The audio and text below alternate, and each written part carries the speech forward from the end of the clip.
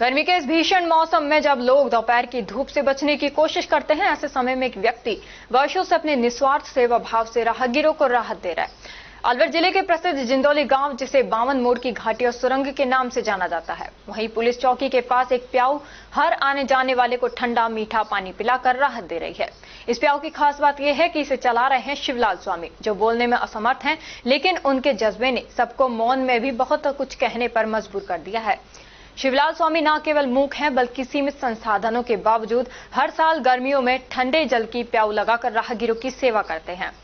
वे ना तो किसी प्रकार की चाह रखते हैं, ना ही किसी मान सम्मान की अपेक्षा। उनका मानना है, जल सेवा से बड़ा कोई पुण्य नहीं। यही सोच उन्हें वर्षों से इस कार्य के लिए प्रेरित कर रही है। शिवलाल स्वामी का जीवन इस बात का प्रमाण है कि सेवा करने के लिए आवाज नहीं, जज्बे की जरूरत होती है। उन्होंने न केवल प्यास बुझाई, बल्कि लोगों के दिलों में अपनी जगह भी बना ली है। उनका ये कार्य आने वाली पीढ़ियों के लिए भी प्रेरणा का स्रोत रहेगा।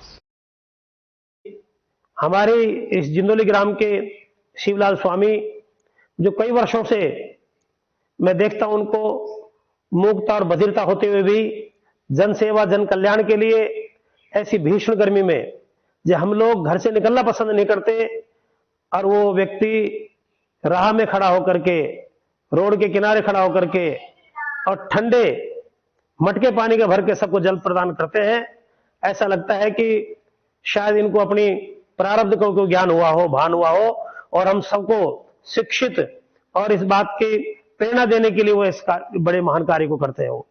क्योंकि एक बिल्कुल स्वस्थ व्यक्ति इस प्रकार के काम को नहीं करते और मूक और बधिर होकर के वो इस प्रकार की जन सेवा करते हैं, तो हमारे प्रेरणा का स्रोत है और हमें ऐसे व्यक्ति से प्रेरणा लेनी चाहिए। अभी पिछले संदेश में भी मैंने निवेदन किया था कि शिवलाल स्वामी मूक और बधिर होकर के भी और सबसे जल जीवन है, तो ये समझिएगा कि वो जीवन प्रदान कर रहे लोगों को मूक और बधिर होते हुए भी हमें इस बात का अनुकरण भी करना चाहिए। इसमें मुझे एक कथा याद आती है।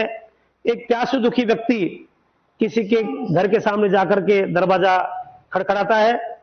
वो व्यक्ति बाहर निकल के आता है और प्यासा व्यक्ति कहता है, बाबूजी पानी मिलेगा? उसने कहा, अरे मैं तुझे पानी पिलाने वाला लगता हूं? अभी कोई आदमी घर पे नहीं है। थोड़ी देर और खड़ा होता है वो, फिर कहता है, और वो जिसकी कोठी होती है वो बाबूजी है, वो अपने चहल कदम कर रहे होते हैं बरामदे में। फिर वो दोबारा पुनः निवेदन करता है कि बाबूजी पानी पिला देंगे? मैंने बोला ना अभी यहां कोई आदमी नहीं है पानी पिलाने वाला। तो उस प्यासे व्यक्ति ने क्या कहा, ये सुनने वाली बात है, बाबूजी थोड़ी देर के लिए आप ही आदमी बन जाइए।